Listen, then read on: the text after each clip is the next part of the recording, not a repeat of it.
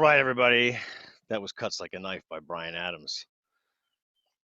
Today, we're going to talk about razor blades and razor blade safety and some introductory tips that everybody should know about cutting with one of these. So I don't know what you call this, but I would always refer to it as an X-ACTO blade or an X-ACTO knife. And it turns out X-ACTO is the name of a brand. It's a company. But people refer to these as craft knives, as a craft knife, or as a pen knife. But we're just going to call this an X-ACTO blade for now because that's the product. That's who makes it, X-ACTO. Anyhow, when you take a look at this piece of material, it's actually made of an aluminum. I know it's made of an aluminum because, at least a non-ferrous metal, because when I try to stick a magnet to it, nothing happens. The blade, however, will be made of steel, and that is a ferrous metal. That part is magnetic. Now, usually you buy this tool with a couple spare blades, and you probably saw one of these in school, maybe in your art class when you were in high school. And when you look at the features of the knife here, it's got, aside from the shaft, up at the end where you place your fingers and you hold on to it, it's got a knurled edge. It's called a knurled edge. It's that little grip, that texture. You can feel that, so you can hold on to it. Knurling, K-N-U-R-L. All right, so we want to take the blade out of one of these. We hold on to that knurled edge, and we hold on to the rest of the pen tool, and we twist, twist, twist, twist, twist, just a little bit, not too much, or the whole thing will fall apart. And we can take out the blades. Now, if you've used a knife like this before, or even a number of times, but you've never changed the blade, then something might be wrong, because you have to change these blades often. They go dull so quickly, particularly when you don't use them properly, meaning any application besides paper. So I can use this tool on a piece of paper, on a piece of cardboard, on felt. I mean, I could use it on anything, but there's ways to use it that that will help you keep yourself safe. Okay. Okay. Now, below me here, I have a cutting mat. I could have a cutting board from the kitchen, but if I was to use the knife over that, it would definitely leave little slice marks. This is considered to be a self-healing mat because of the material that it's made of. It's really hard to cut through one of these things. You couldn't do it with this tool. But if you don't have something like this to put underneath your work so you don't damage the table, you're going to want to put down some couple layers of,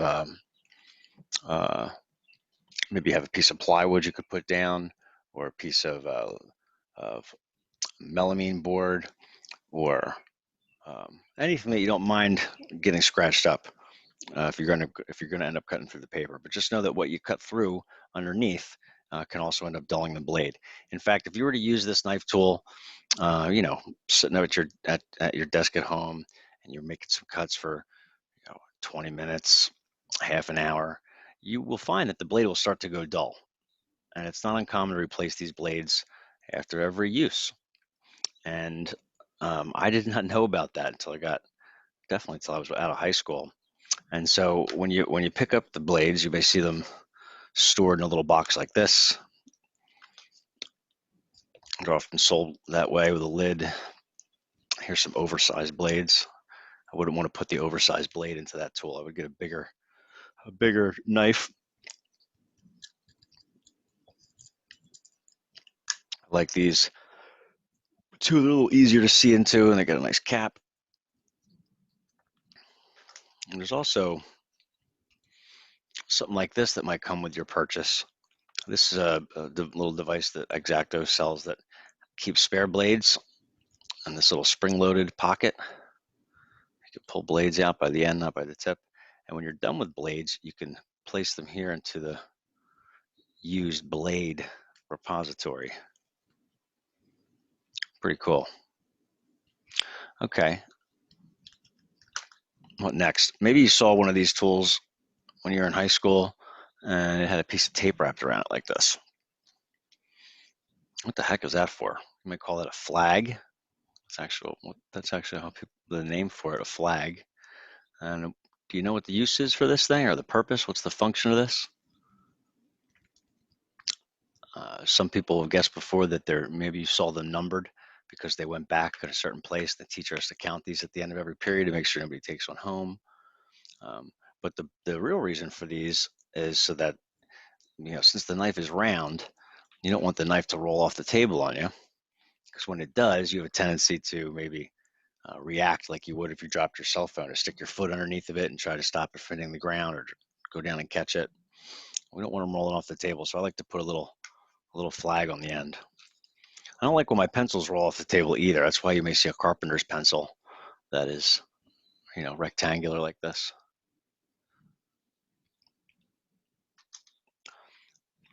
Now, if we're going to be cutting paper at home, we have a tool like this that's great. If you were to have some other razor blades at home, like you may have something that looks like this. I got a whole pack of these. I buy these by the 100 pack. Particularly when I was using these with this knife here. I was cutting up, using this to cut drywall, and the blades just go dull so quickly. I actually prefer to cut most things with a tool like this because I have more control over it with my hands. It's easier to hold on to because it's a little bit bigger. But when you're trying to do real fine, precise cuts, I guess another name for this is a precision knife. Or even if you want to be able to get a little bit of flex on that blade, just a little bit of flex if you're trying to make your way around in a circle or something. This is preferable over one of these blades. You're not supposed to hold these blades with your bare hands. You shouldn't be holding any razor blade by the tip. This is a razor you're probably very familiar with. You've seen these around. You could use one of these to cut paper if that's all you had, but I'd recommend maybe putting a little bit of tape around it, or if you don't have a tool to place this in, so that you can keep good control over it while you're holding on to it.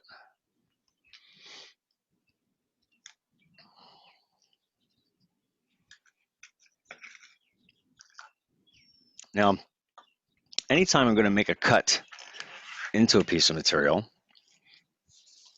whether it's for this application or any tool or machine anywhere, we want to make sure that we mark the material first. So if there's a place that you're going to make a cut, there should be a line there.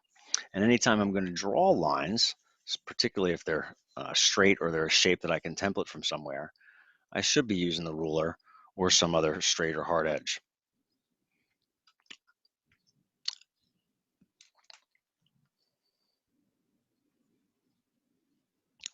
So I'm going to make a simple line here.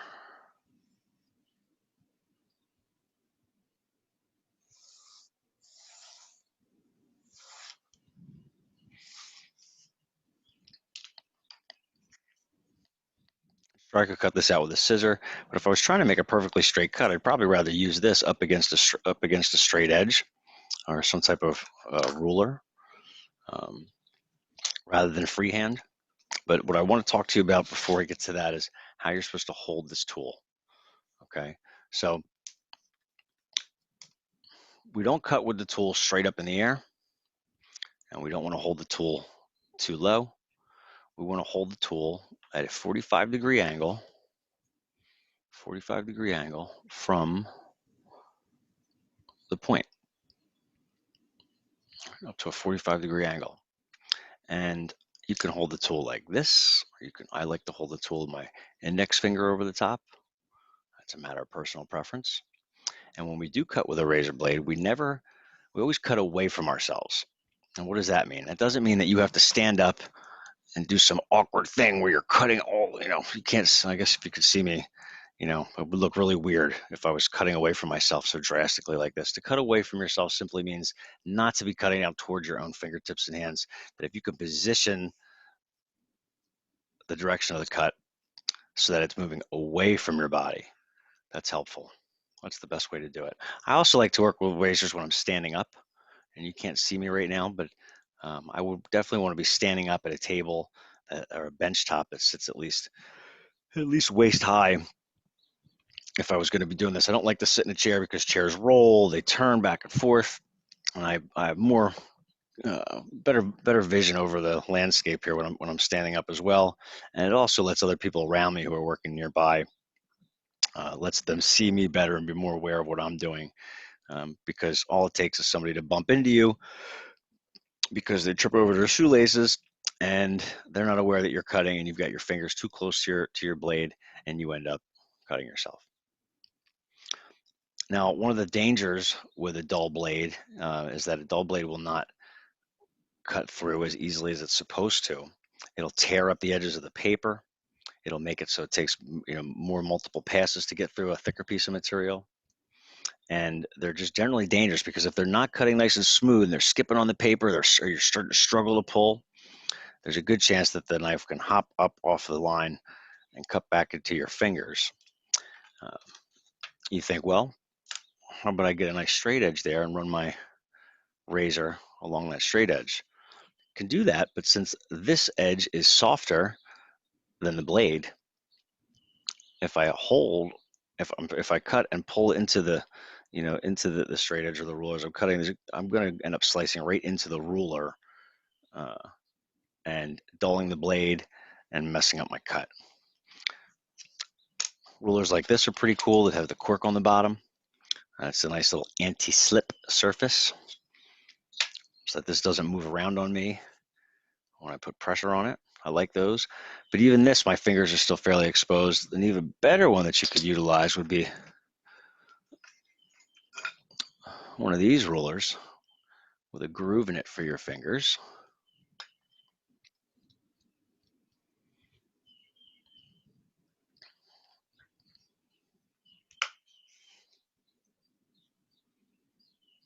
My knife up on a 45-degree angle.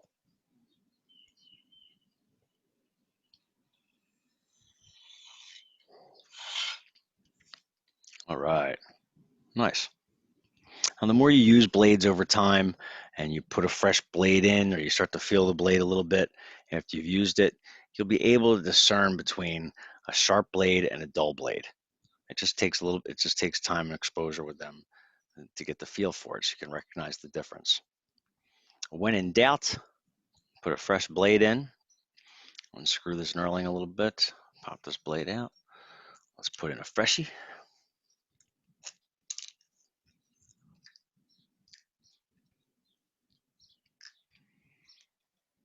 Some people like to sterilize these just in case they were to cut themselves by mistake, but I'm sure you've all had a tetanus shot. And if you're using them properly, you don't have to worry about getting cut. Now, these razors are also to be used on flat surfaces, cutting down. You should not be freehanding with this up on a sculpture, or trying to open up something that's got a tie on it and pop it open with the knife. I know that from experience. I stuck myself in the hand. You can see it right here. If you were in the classroom, I showed a picture of this. Get the right light. You can't really see that scar very well, but I had one of these. I was trying to open up a case of drill bits that were sealed together with a zip tie. They came from the store, and like a dummy, I know I wasn't supposed to do it, but I was in a rush, and I took the knife and I held it up against the box and I tried to cut through the thing, and I couldn't even tell you how it happened, but this thing jumped, somehow made it from this position, me trying to open up this little piece on the box, to boom, right in here. Whole blade went in, and had to get a couple of stitches and a few $1,000s in hospital bills just for those couple stitches there. Anyway,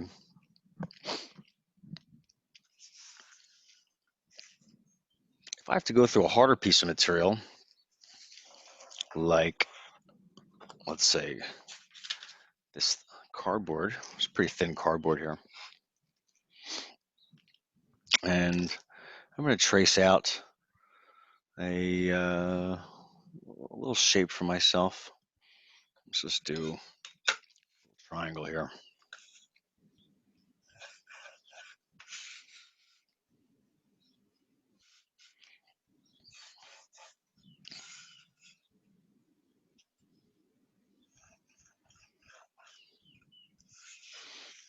All right, so this is the triangle that I want to cut out.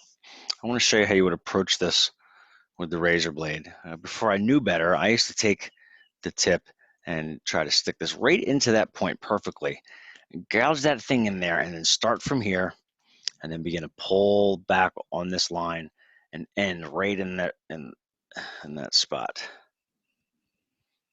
down here.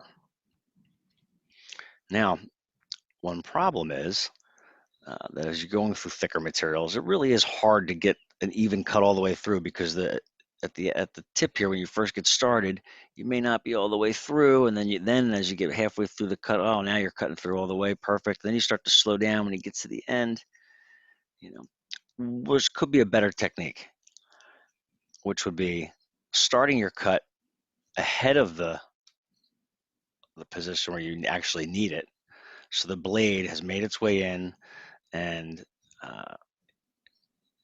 is already cutting nice and smooth before you get to that line.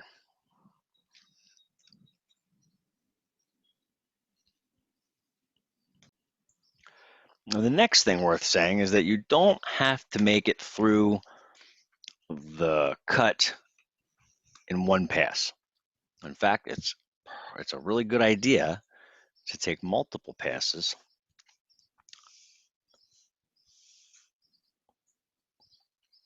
which is safer than pulling it down too hard, tearing the material, or injuring yourself. Now, let's say I wanted to cut out, what if I had a perfect square? And this would drive you nuts too if you were me. And you got some material. This isn't expensive, but there's papers out there and foamcore material that's cost a few bucks. And you like to conserve materials when you can. So when you go to position the thing that you want to draw and cut out onto the paper, try to put it off to the edges or the sides or the corner, and not plop in the middle. I cut this triangle out, and then this whole piece of paper is ruined for the next person in the scrap box. So when you can remember to save your materials and also to make less cuts. If I'm trying to cut out a square in the middle of the paper, that's going to take me 4 cuts. But if I can set that square up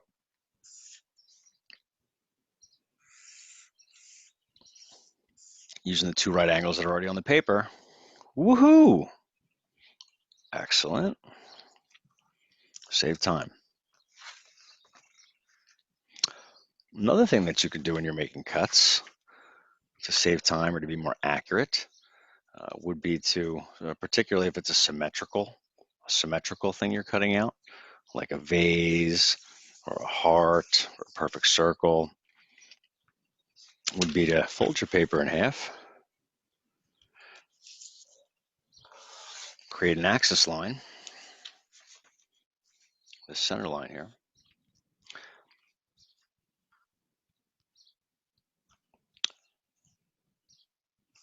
draw out the one thing that you want to draw out, this one side profile, the thing that it is that you want to create.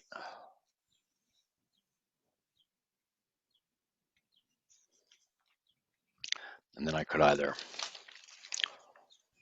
fold this back over and make a cut along this line to pop it out, open it up, perfectly symmetrical. I don't know about you, but I can always draw things really well and nice on one side, but then if I try to match it on the other side by eye, it never ends up looking exactly the same unless I'm on graph paper. So another technique that you can use to make symmetrical shapes, especially for drawing, would be called transferring. So I would make this a little bit darker all the way around, put a little bit more lead on there, I'm sorry, graphite as it were. You get to the point. Fold this back over on top of itself this time, and then rub it with the pad right between my fingernail. Drag my fingernail and the pad of my finger along.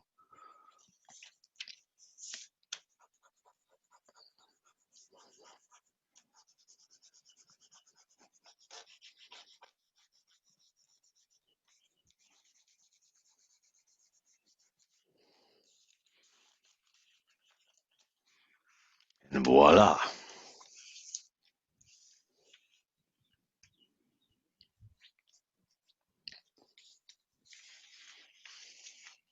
Transferring.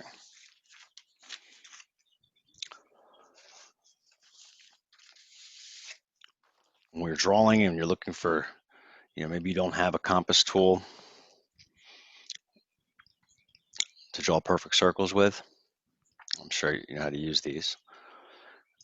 If you don't have one of those, just find an object that's about the size of the circle that you want and trace it.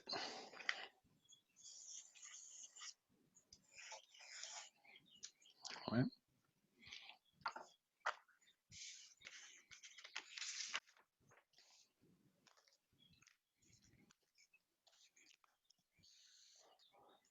You can also use templated shapes or just existing items, not just to trace. Maybe I was making one giant octopus tentacle for my sculpture to remind me of my brother the time we got attacked by an octopus in Hawaii. Yeah, I don't think there's any octopus in Hawaii, but I don't know. I've never been to Hawaii. Anyhow,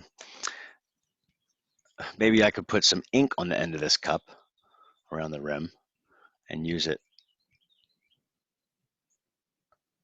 as a dabbing tool for applying paint or anything else. Make the suction cup marks. All right. Whenever you're done with a razor, it is imperative that you put it somewhere out of the reach of children, in a place where you could see it and it's not mixed up with other tools. Preferably if you could put the lid that it came with back on it, that would be great. What you definitely don't want to do is stick these in a tool drawer with everything else. It's happened more times than I care to remember, where when I was a teacher, somebody would drop one of these back into a tool bin or into a drawer in a toolbox, and you go fishing around reaching for something and you end up stuck.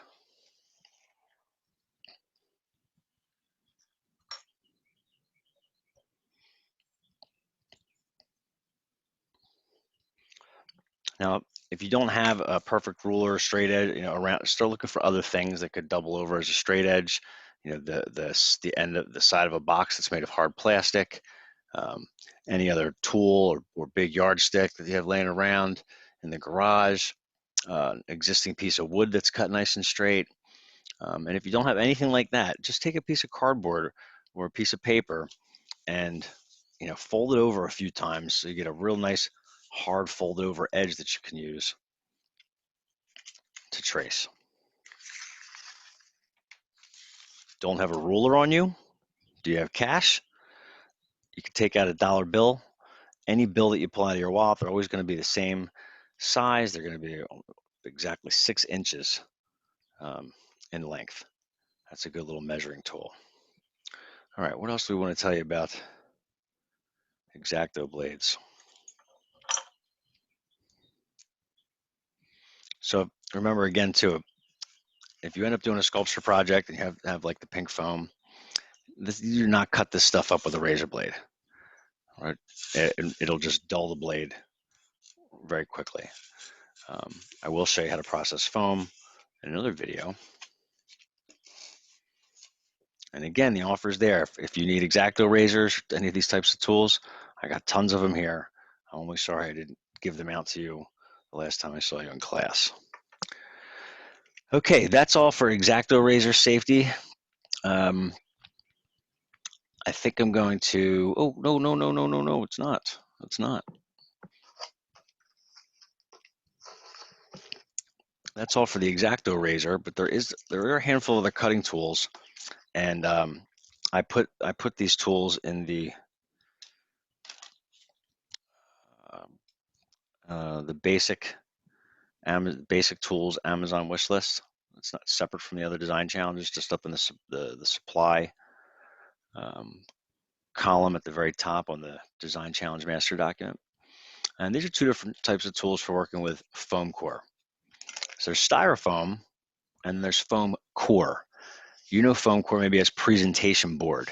You may see this in white or in black typically, anywhere from 1/8 of an inch to 3/16 of an inch. They also sell it 1/2 an inch thick, but it's got plain paper or white paper on one side, a layer of foam in the middle, and another layer of paper on the back.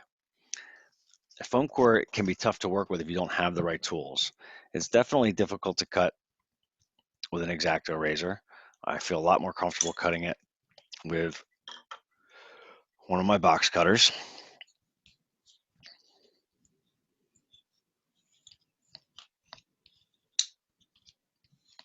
I've got some different size ones here just for different applications depending on what I'm doing and how much control or how much leverage I want to have when I'm working. If you see these around, you know they're always going to have some type of a child safety lock. In fact, you're going to have two of them: one to release the blade and one to shut the tool. You can see this one here has a button on it. Yeah, so this doesn't move, but if I press the button in, that allows me to slide this back and forth. These should always stay closed. On this one, I don't see a button anywhere. Well, if you don't see a button on a knife that opens and closes, what you're going to look for is a little mechanism that rests on the back edge of the piece that swivels or retracts. And I don't know how well you can see this mechanism here, but there's a little piece of metal here with some ridges on it, and it looks like it's on like a slight angle. And yep, I could touch this little thing here with my finger and push this back and forth. And when I push it back up against the edge here, this way, that allows the tool to open and close.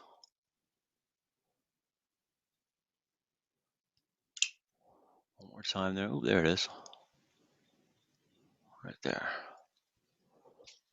Press that down. Again. And I put the blades in and out. This one has a quick release here. You may have a box cutter or a carpenter's knife at home where you've got this big gray thing with like a little slide job that you could slide the blade in and out. And then say, well, how do you change the blade? If you look in the middle, there's probably one big screw, and you can take that screw out, split that knife into two different pieces, and you don't even have to replace the blade. You could probably just flip the blade if the other side's never been used before. All right, so here's a fresh blade. When you pull blades out, you'll be like, why are they oily? What's that? What is that? Well, they oil them so that they don't rust. And when you receive them, they still got that oil on them. If you're working with something that's so pristine, you don't want anything to touch it, any oil or anything like that, you could always wipe it off. But it shouldn't hurt anything.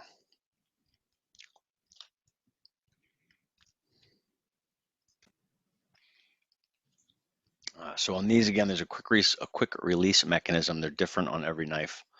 This one here has a little button that you push down.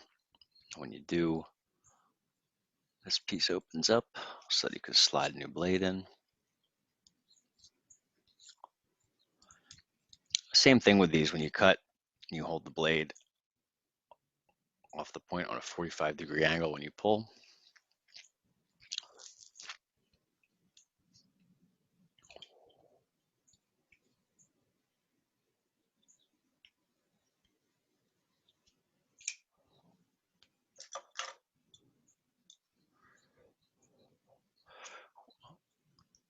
I don't think I saw my wife play with an X-ACTO razor or one of these knives until, not play with it, but try to use one of these until we had moved into our house together. And I kept finding my knives open like this, laying around the house. And when I confronted her, she admitted that she didn't know how to shut them. I told her you shouldn't be using tools you don't know how to use. This one, button, open, shut. On this one, quick release. Press that in, pull it out.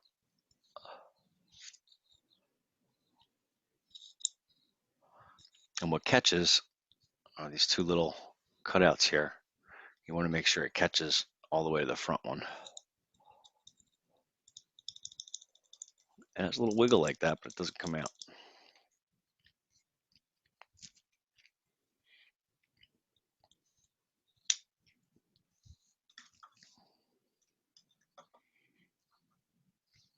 Another tool that's useful for cutting are one of these titanium cutting wheels. It looks like a pizza cutter, but they're way sharper, way sharper. These usually have a safety handle. You know, they can't cut unless you've got the handle pulled out. But these are mega sharp. I mean, this is as sharp as the razor blades, one of the X-ACTO blades are. But very handy tool because of how safe it is. You just have to watch again how sharp and how much you're able to cut through at one time. We usually have these out in class. I don't know if you'd have one of these laying around the house, but I did put one of these on the Amazon wish list. Works just like a pizza cutter. Okay, so back to this piece of foam core and how we can cut foam core. This is a great material to use for sculpture or for a storage device or a containing device. And you know, you've seen this as presentation board, the trifold boards maybe for science fair, you know, or something like that.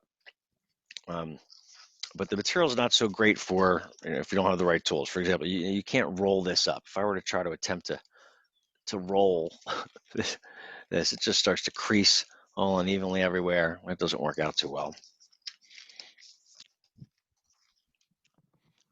So we have a tool here.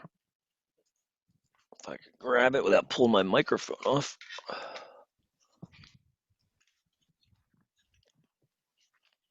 This is pretty neat. This one has two blades that come together at a 90-degree angle. So there's two blades. And I don't know if these are very sharp. I brought this back from my box at the college, and I feel, oh yeah, they're sharp, all right. And what you can do with these are cut little splines, which are grooves. I guess it's at more like a 30-degree angle than a 45.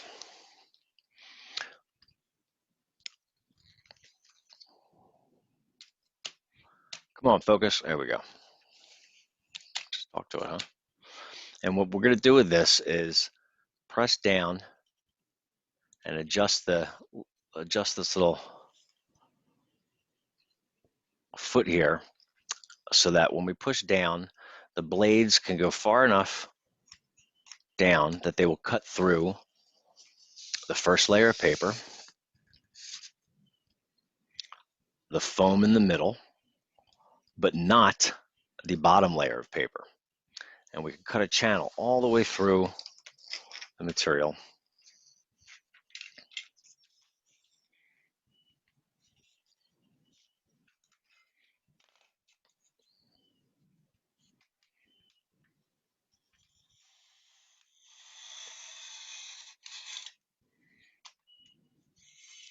You can barely see that, huh?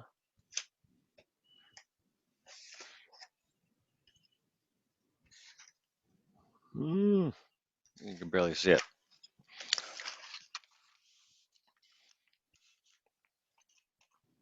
Put a couple of these cuts next to each other.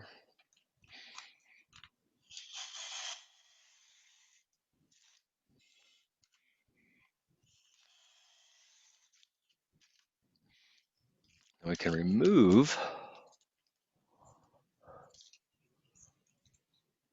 this piece that's got the same angle as the blades.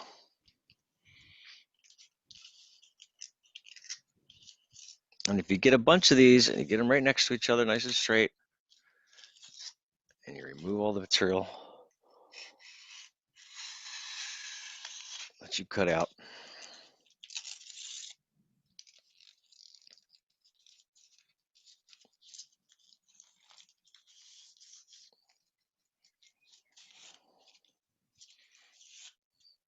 I need to adjust those blades.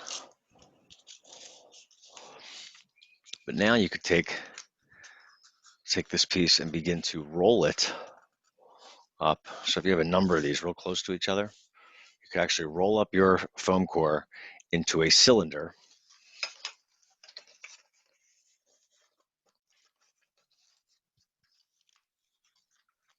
That can be helpful. Or you could take one of these edges here and fold it over and make a 90-degree corner. Make a 90-degree corner out of it.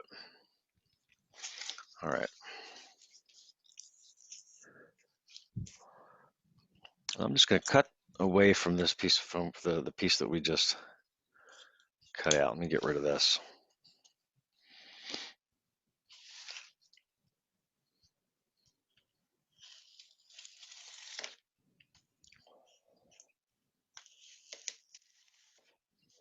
We can hear the blade skipping. Dull blade. Didn't I just flip this one around? Oh, it was the other one.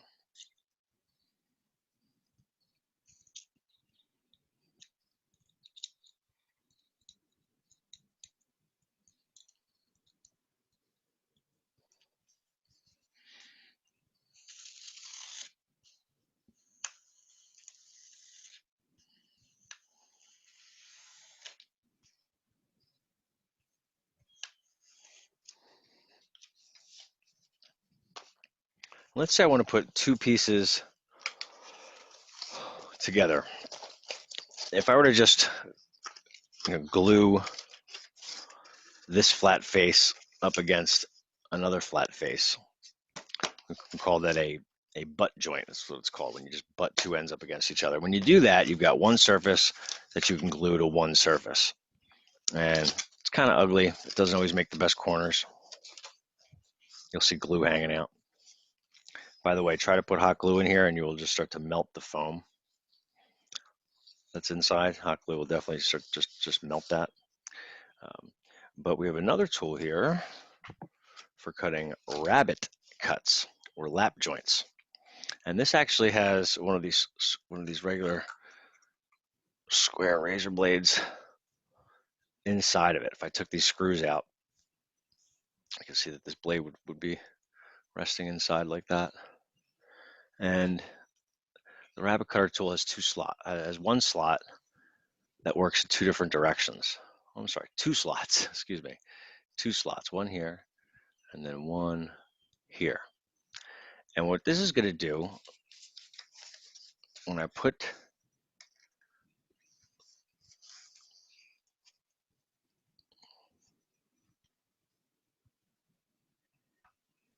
this inside, I'm going to run it right down this edge.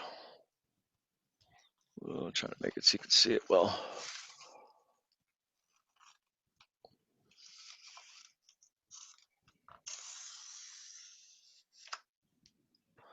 And what that just made, oh man, sorry about the light. Definitely not ready for YouTube yet. There we go. What that just did was it cut through the first layer of paper, through the foam in the core, but not through the bottom layer of paper. And that was the first pass. All right, with this side. Now I'm going to go over to this part of the tool here, and you can't even see the blade sticking out unless I get real close.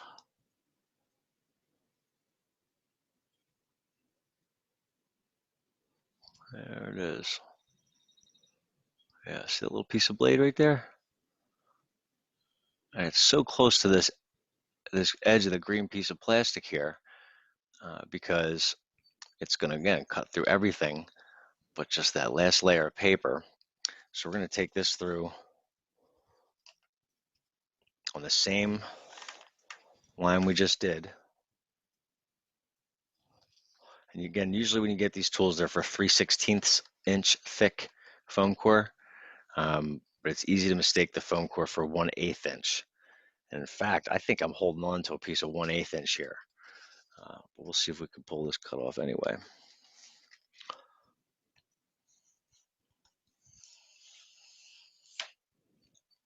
What did it do? Ah, perfect.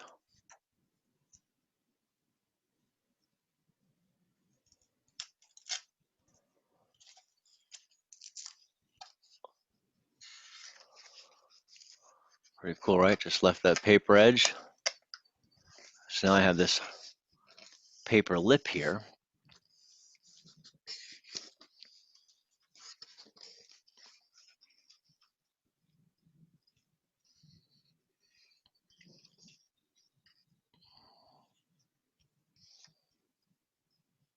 There you go.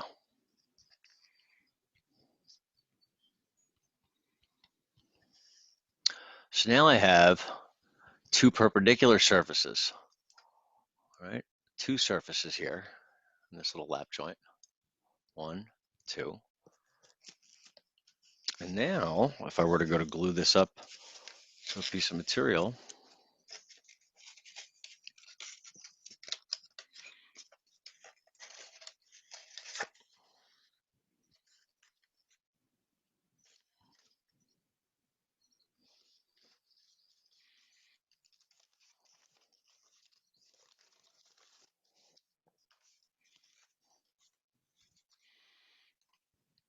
this edge right up against there.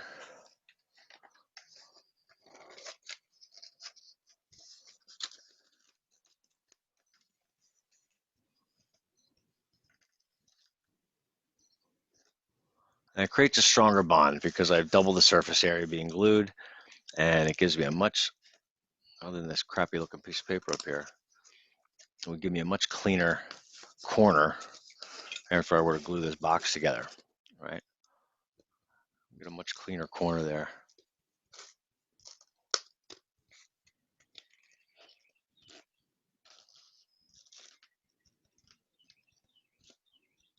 It just looks more professional than butt joining a flat edge. And there's one last tool for the foam core here.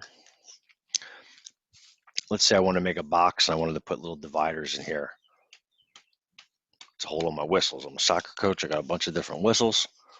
I got a practice whistle, I got the game day whistle, I got the tournament whistle, and I want to put make this the base of my box, and I want to put some slots into here where I could then stick in another piece of material as a divider, little dividers. Instead of just gluing them down to this flat surface, we can take another tool made by X-ACTO that has double blades, one on each side.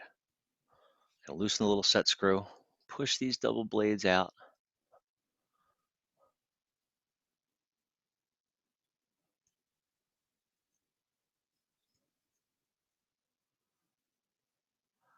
I'm going to put them up against the material and make sure that the blades aren't sticking out any further when I cut.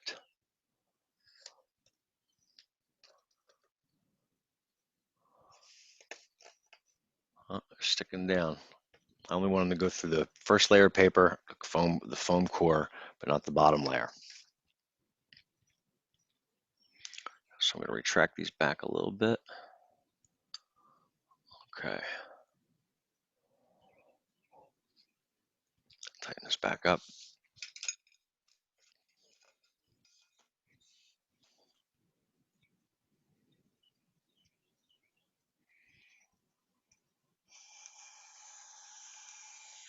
Ooh, smooth. It looks good. Now I take the tool, retract the blade. Again, you'll see it should have only cut through. Yep, didn't go through the bottom. I'm going to retract the blade now, loosen this little set screw back up, make sure the blades are pulled back all the way so I don't stick myself. And then I can turn this tool upside down, and this little bull nose here, piece of plastic, turn this tool upside down, and I can then scoop out.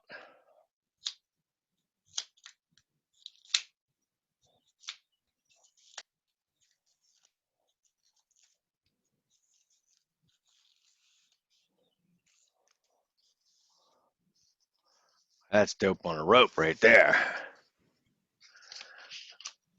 All right. You know, if I only had this one piece of foam core here at my house that I could even find, I have so much stuff. I didn't have any much foam core. So I'm sorry that I keep using these old ripped up pieces, but you get the gist.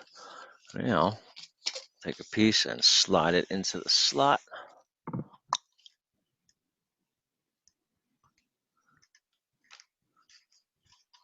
Nice.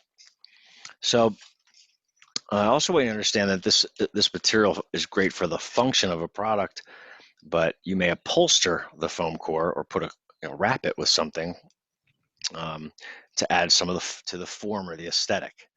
Wrapping paper, felt, tissue paper, who knows? Um, but if I was making some type of a box structure and I wanted it to look different, I could paint this material, but I could also coat it with something. And one way to do that would be to paint the whole thing down with white Elmer's glue and then stick stuff to it. But then it's kind of permanent, right? And Elmer's glue, if you put too much of it on, it's wet, it's moist, it can end up affecting the paper itself too. And so we have another product out here.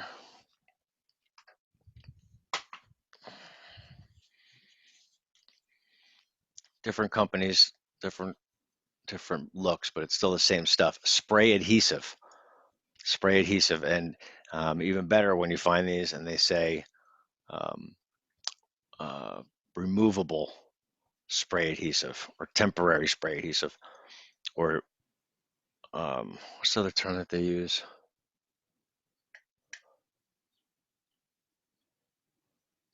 In any event, this turns the back of your material that you spray it with into a giant Post-it note or a sticky note, which is like rubber cement in a can. And what this will do is give me the ability to, once I have the adhesive on, I could stick things somewhere and then I could peel them off and re-stick them somewhere else, just like you can with a Post-it note. So I would take this outside. Don't want to do it in the house because anywhere that this spray lands, it's going to stick to, and those other surfaces will start to collect dust over time, and it doesn't just come off with soap and water. You have to use an alcohol or another solvent. But very light dusting of this. I would hold my spray can about 18 inches away, 18 inches away from the surface. Psst, that's it. Psst, that's it. Just 1 or 2 seconds. Let the spray fall. Gravity will bring it right down to land on your piece. You don't have to aim it straight down there or pile it on. Just a littlest coating. In fact, I'll take this out the side door here and you can hear how long I'm spraying it. Shake it up real good. Always shake the cans. If you look at the back of a can, I usually say shake for 60 minutes vigorously. Rarely do I see people shake aerosol cans up as long as they're supposed to. But if you don't mix up the mixture ahead of time, it's not going to work as well. Some people even will take cans and run them underneath hot water to get the gases inside to expand. I never really take it that far unless I'm using like special spray paint. You ready?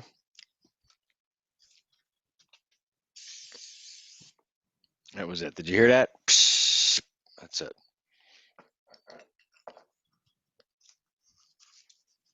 I know I just sprayed a piece of foam core. I could have sprayed a piece of paper, but now this side is sticky. I don't want it to be wet. Give it a couple seconds here. There we go. Let's do a kind of contrasting piece of material.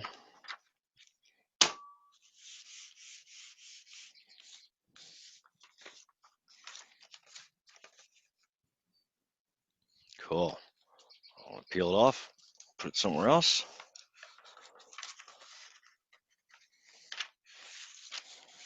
Peel it off. Restick it.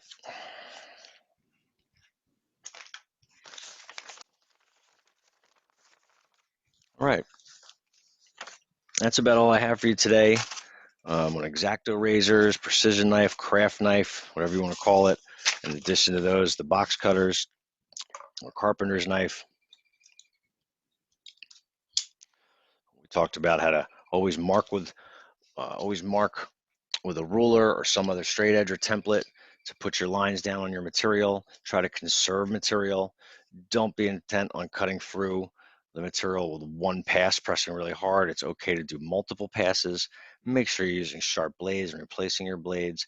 Make sure you're cutting away from yourself. And 100%, if you're picking up a tool like this or any other tool for the first time, get some scrap material and play around. If you're doing something for the first time, you should never expect that it's just going to come out like you were hoping. Right? What you should expect is that there's going to be things you didn't know because you've never done this before. So I encourage you to play around with scrap material, practice cuts, making shapes. Again, the design process is a process. It is not something that just comes together. And so when you do run into frustration or you mess something up, try to figure out what you did wrong. If you can't remedy the situation because you just don't have the right tools, or you don't have a sharp blade to replace, that's okay. That's what we're stuck with the resources that we have at the house. That's the best that you can do. Again, if you get stuck like that, you're not sure what to do, give me a holler. Come visit me. Let me give you some free tools and supplies. All right, that's it. I'm gonna go eat my breakfast. Next video is coming up shortly. Thanks, everybody. Have a great day.